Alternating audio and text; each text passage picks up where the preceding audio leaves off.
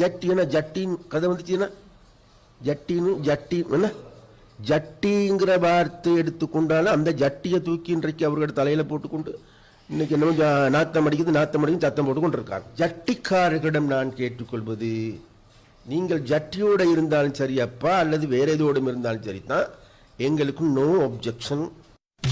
பேச்சாடா பேசுன, கொஞ்சம் கொஞ்சம் பேச்சா பேசுன. யாழ்ப்பாணத்தில் அனைத்து பிரதேச சபைகளையும் மக்கள் எங்களிடம் ஒப்படைப்பார்கள் என்ற திடமான நம்பிக்கை எங்களுக்கு இருக்கின்றது. விசேடமாக யாழ் மாவட்டத்தில் இருக்கின்ற பிரதானமான யாழ் மாநகர சபையை எதிர்வரும் 7ஆம் தேதி அதனுடைய முதல்வராக, மேயராக, நகராதிபதியாக இருக்க போவது, சத்திய பிரமாணம் செய்ய போவது வேறு யாருமல்ல, கபிலன்.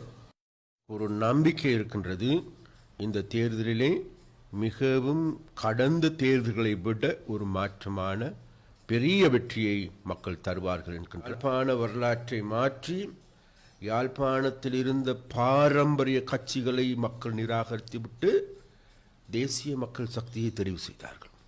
மாநகர சபையினுடைய முதன்மை வேட்பாளர் கபிலன் சுந்தரமூர்த்தி அவர்களை